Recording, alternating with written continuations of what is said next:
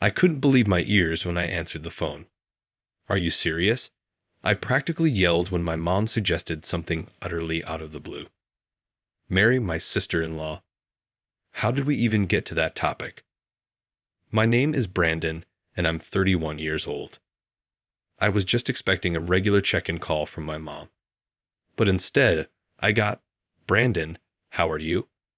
Listen, this might be sudden, but would you marry Emily? What? Where did that come from? It's not exactly a normal follow-up to how are you.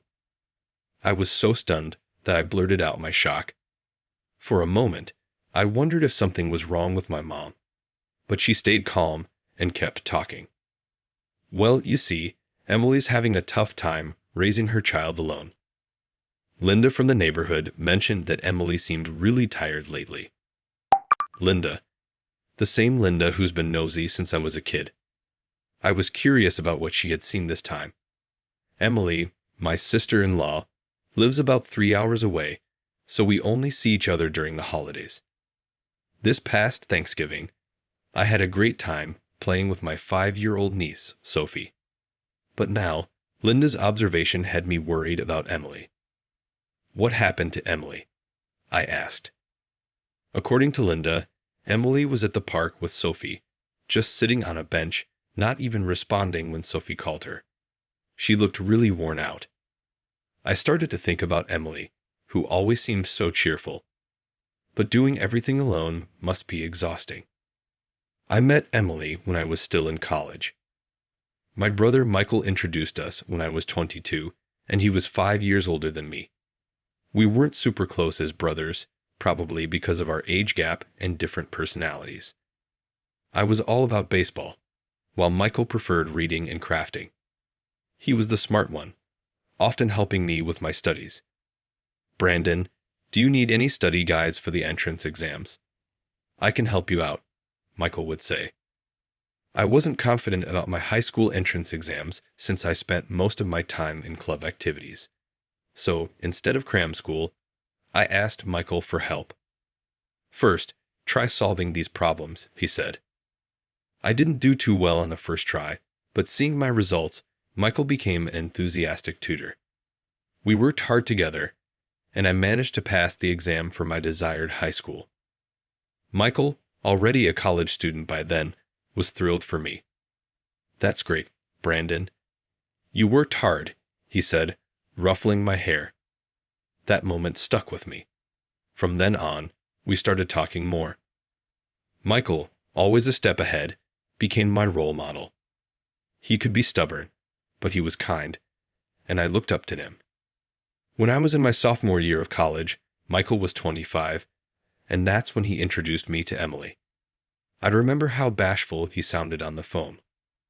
Brandon, I want to introduce you to someone, he said, trying not to sound too excited. A girlfriend. That's awesome, bro. I can't wait to meet her, I replied, eager to see the woman who had captured Michael's heart. She's not just my girlfriend. I'm thinking of marrying her. Michael was calm and intellectual, which made him popular with women, though he seemed oblivious to it. I couldn't wait to meet the woman he wanted to marry. Getting married. That's huge. When do I get to meet her? I'll be home for New Year's. Will you be around, Brandon? Yeah, I'll be there. My part-time job's on break. I'm looking forward to it. I'll call you again when I have more details. After hanging up, I told my parents, and it turned out they had already heard. They were just as excited as I was. As New Year's approached, we eagerly cleaned the house and did some serious shopping. Finally, the day came when Michael would bring his girlfriend over. We were all restless after Michael called to say they were almost here. When the doorbell rang, we even argued over who should answer it. I ended up opening the front door. Brandon, long time no see. How are Mom and Dad? They're good, and you must be his girlfriend. Nice to meet you. Standing nervously behind Michael was Emily, his future wife. She stepped forward, trying to hide her nerves, and replied politely, "Nice to meet you. I'm Emily. I'm in a relationship with Michael." Sorry for intruding on your New Year's family gathering. Thank you so much for letting me come. I couldn't help but like Emily right away. Despite her nervousness, she greeted us with such politeness. She had fair skin, big eyes, and something adorably kitten-like about her. I thought she was genuinely cute, and it seemed my parents felt the same. Oh my, she's so cute. Dad, isn't she just adorable? Emily, the woman set to become your mother-in-law, seems to have really taken a liking to you. I thought to myself. Any worries about typical mother-in-law and daughter-in-law issues quickly faded away. Indeed, she's a lovely young lady. Let's not stand in the entrance. Please come in, Dad said, smiling like I'd never seen before. He once mentioned how fun it was raising 2 boys, but he always wanted to raise a girl too. He let that slip while slightly tipsy. I'm looking forward to you and Michael finding wives, he had said at the time. I had just broken up with a girlfriend, so I could only respond with a wry smile. Yeah, let's go in. And Emily, please don't be nervous. If I may say so myself, you'll find everyone in our family quite nice, I reassured her. Michael, who is usually kind, had a particularly gentle expression reserved just for Emily.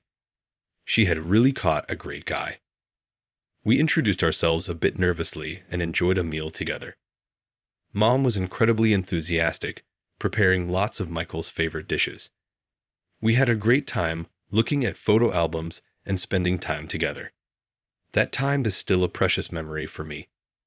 Thanks for today. It was fun. And thanks for meeting Emily. She's such a great person. Take good care of her, bro. Yeah, count on me, Michael said proudly, and Emily smiled shyly but looked very happy. My parents and I watched them leave, and a happy day came to an end.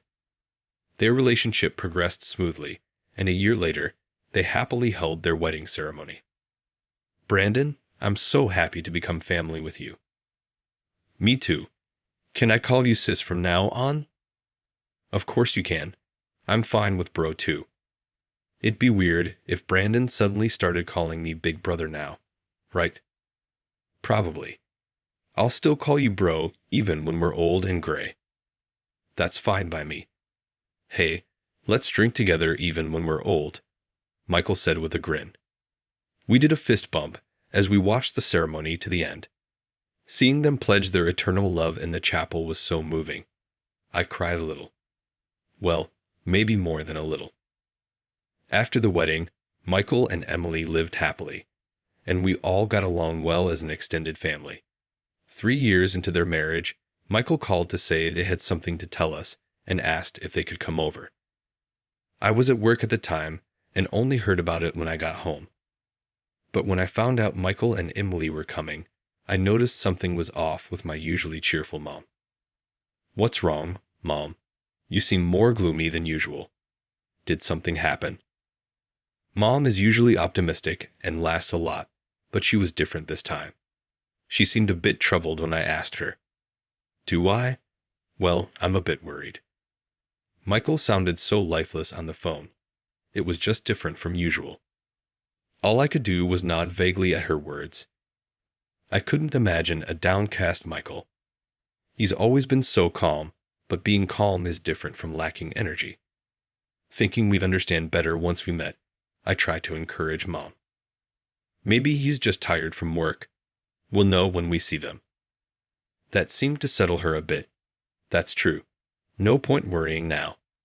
They're coming this Saturday, so let's make some delicious food to cheer them up. Mom started cleaning the house as usual, and I felt relieved. I was looking forward to seeing Michael again on Saturday.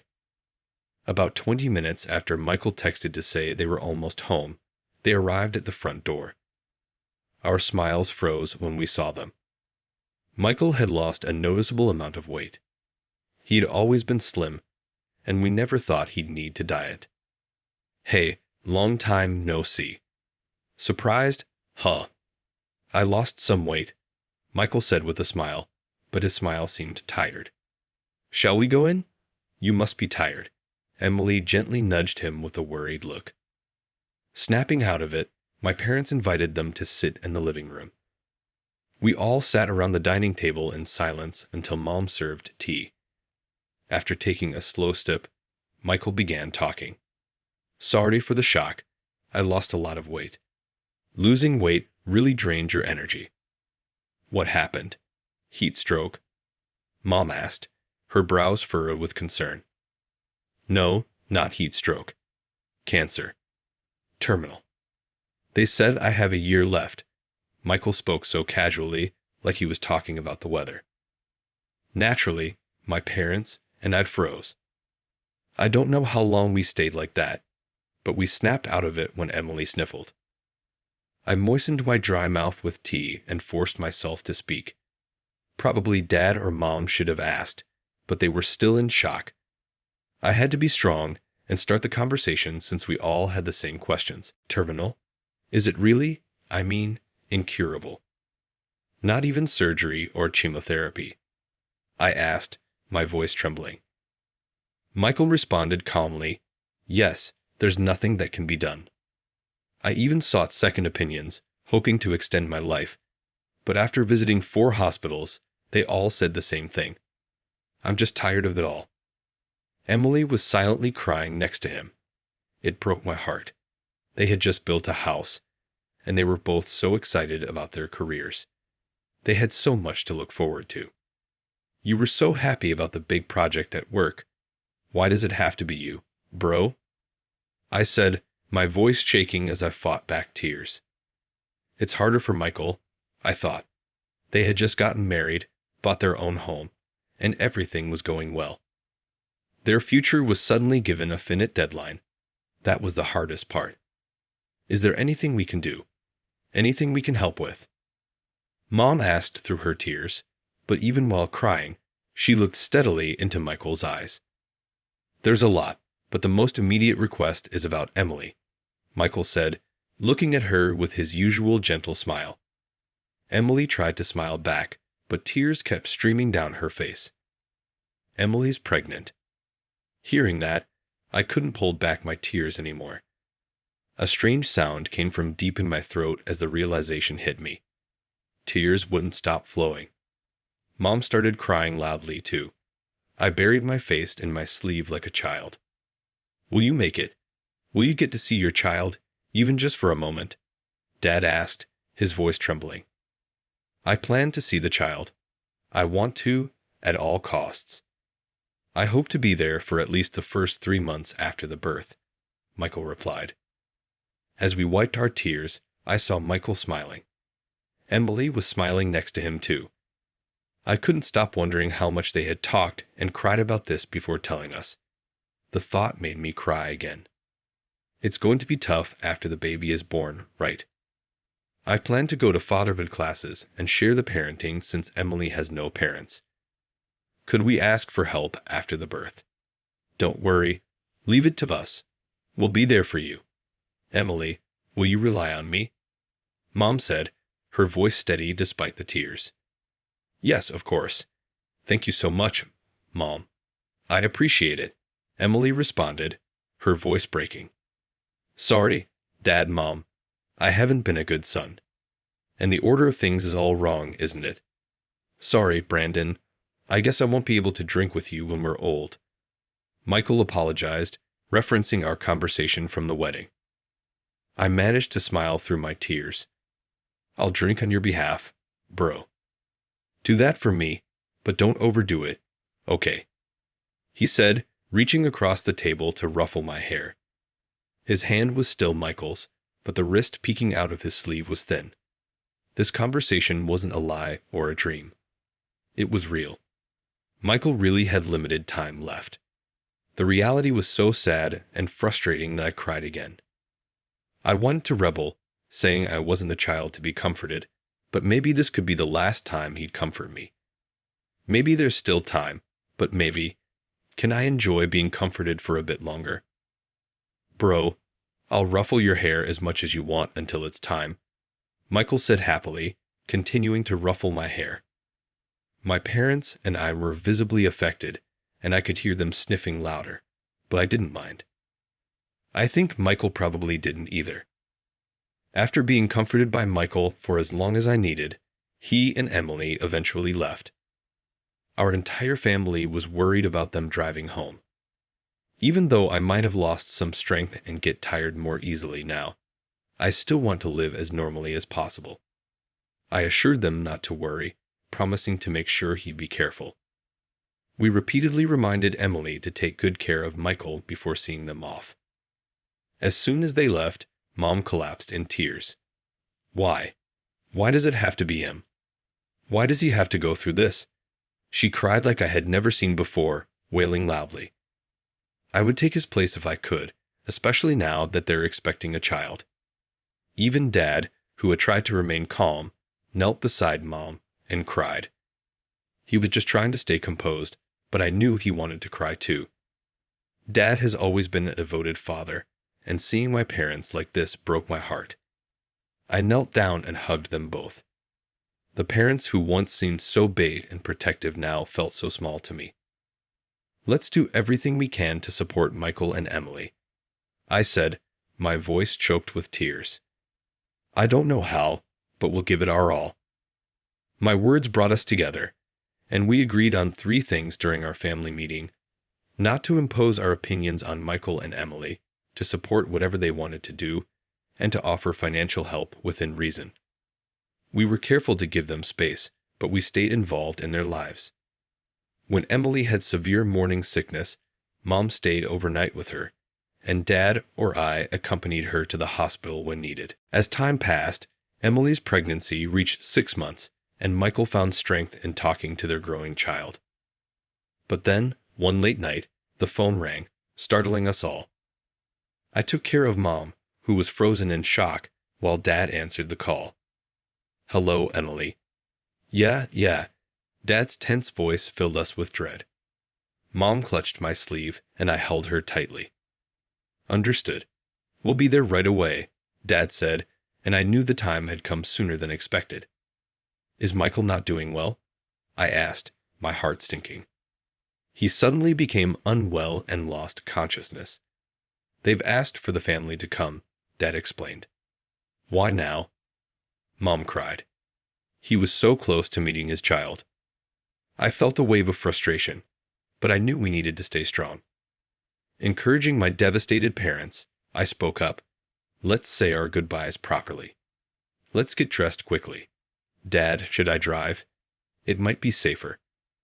My calm tone seemed to motivate my parents, and they began to move. Would you mind? Thank you, Dad said, relieved.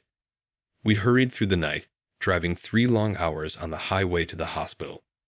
I kept wishing it were closer, but we trusted the doctors Michael and Emily had chosen, so we never interfered with their decision. When we finally arrived, we were led to Michael's room. It was a simple private room, where my brother lay on the bed, looking so fragile. Emily was by his side, crying and holding his hand. Look, everyone's here. Your father, Mother, and Brandon, she said to him, her voice trembling. Michael.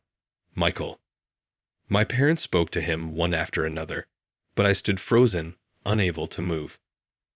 I had so much to say, but saying goodbye felt like accepting the inevitable, and I couldn't find the courage. Emily, still crying, gently pulled my hand. Brandon, please say your goodbyes to Michael, she urged, her grip surprisingly strong. She was the one suffering the most, with a child to raise on her own now. I couldn't afford to be scared. I nodded and let her lead me to Michael's bed. I took his thin hand in mine. Bro, you've worked so hard, I said, my voice shaking. I'll never forget you. Don't worry about Emily and the baby. We'll take good care of them. It's okay. I squeezed his hand tightly, hoping it would reassure him. I wiped away my tears as Emily spoke to him too. Thank you for all the happiness, she said softly. Our time together might have been shorter than others, but I was happy. I'll make sure our child is happy too. Thank you. We all cried uncontrollably as if Michael had waited for everyone's farewells before quietly passing away. After that, I cried so much I lost track of time. When I finally came to my senses, everything was over. A small altar for Michael was set up in our house. Every day, we gathered as a family to pray at the altar and remember Michael. Emily, we're excited for you, but are you okay? Going back to the house Michael built alone is worrying, but Emily insisted. She refused to stay with us until after the birth and recovery. I need to be in the house Michael built for us, she said through tears. We couldn't insist, so we asked her to contact us if anything happened and kept our distance. Then, as my parents and I discussed the timing, we got a message from Emily. She was going into labor and heading to the hospital.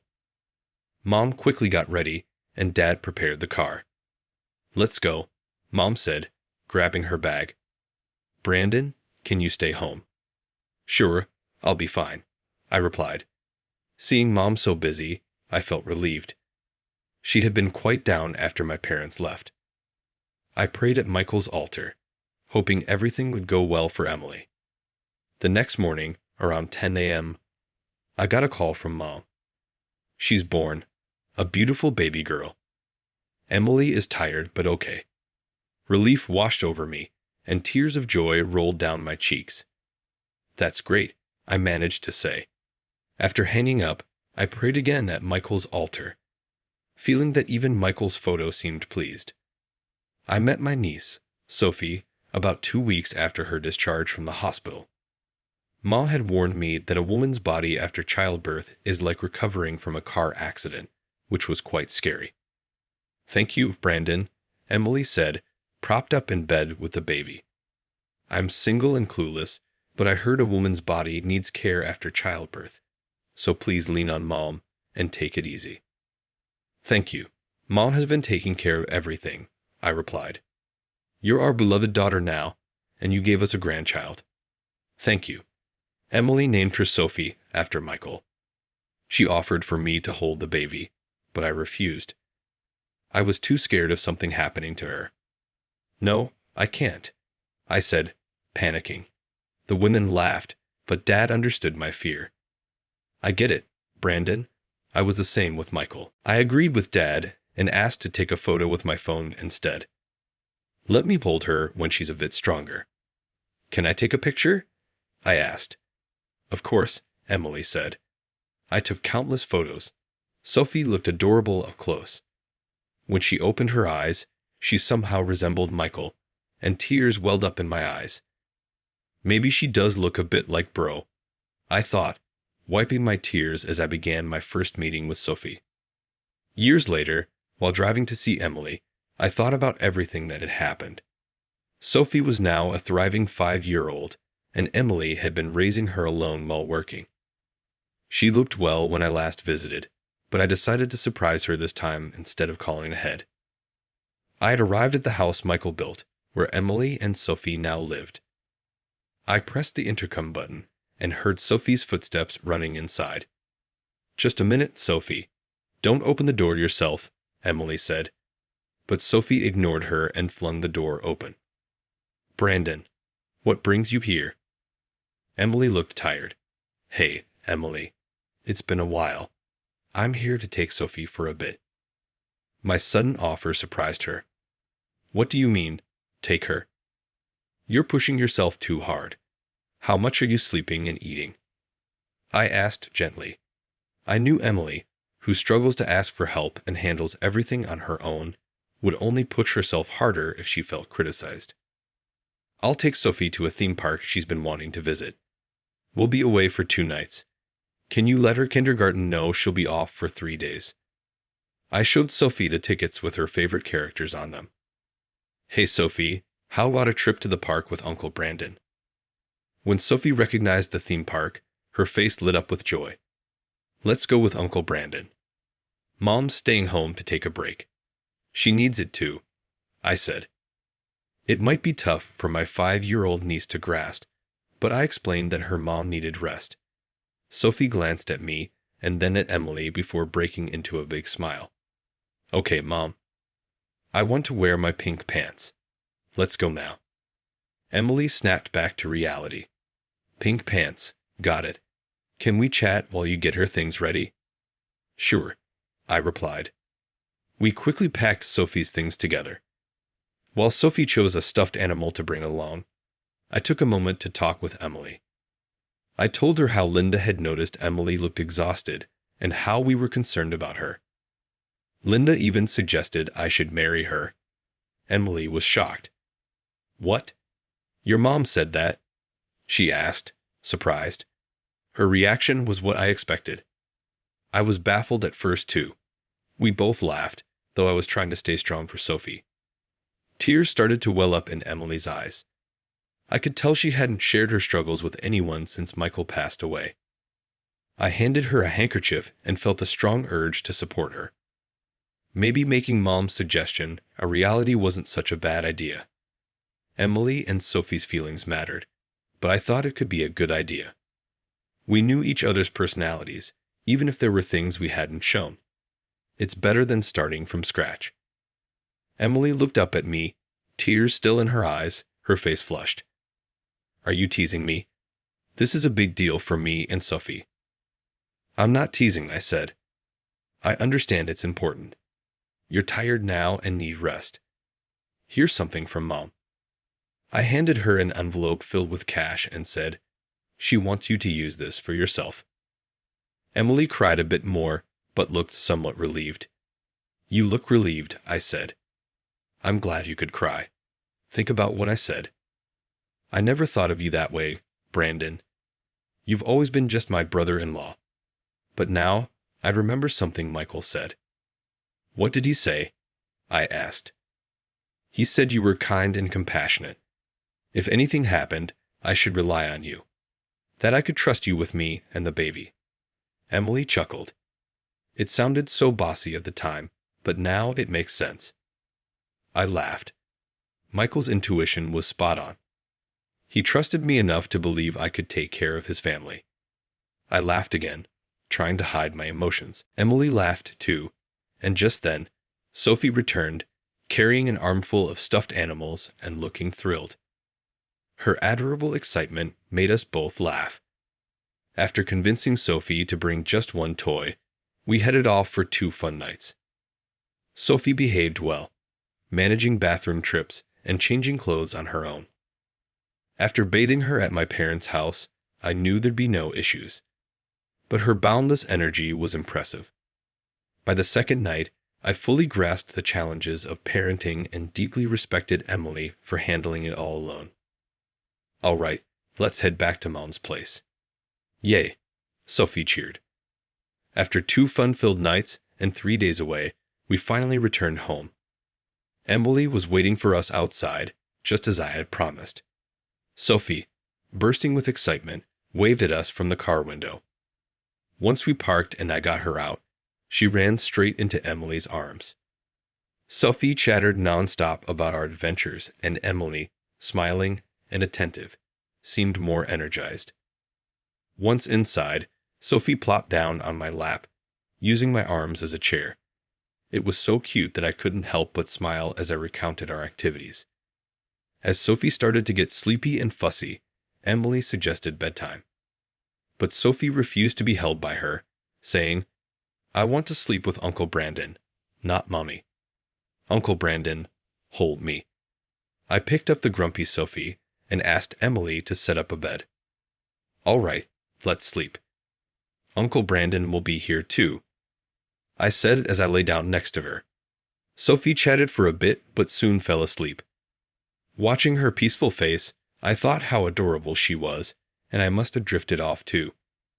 I woke up to Sophie patting my face. Seeing me jump, both Sophie and Emily burst into laughter. You looked so comfy sleeping next to Sophie that we didn't want to wake you, Emily said. I was surprised. Keeping up with a 5-year-old's energy for 2 days straight had been more tiring than I expected. Suddenly, Sophie asked, Hey, Uncle Brandon, aren't you staying here? I was puzzled. Emily seemed confused too. Sophie continued, I want Uncle Brandon to always be at our house. I want to play, eat meals together, and nap. I wish Uncle Brandon could be my daddy. Emily was quiet, unsure how to respond. Sophie pointed at Michael's photo and said, "It's okay to have two daddies." Emily started crying, and I couldn't help but join her. Sophie looked bewildered and asked, "Mommy, does it hurt somewhere?" Emily, wiping her tears, said, "No, honey, I'm just surprised by how thoughtful you are. Yes, having two daddies is okay." I felt genuinely moved by Sophie's innocence and clarity. I silently vowed to make her and Emily happy, taking Michael's place. Of course, that includes both Sophie and Emily. Sophie then suggested, "Should we ask Mom? If Michael were here, he'd laugh and say everything will work out just fine." Emily said to me, "Thank you, Brandon. How about we start dating with the understanding that you'll be a dad?" Those words made me incredibly happy. "Thank you, I'm looking forward to it," I replied. Sophie cheered, "Yay, let's hug." She pulled me over to Emily for a group hug. All three of us smiled. Sophie kept repeating hug and giggling happily while Emily smiled shyly. I vowed to myself and to Michael to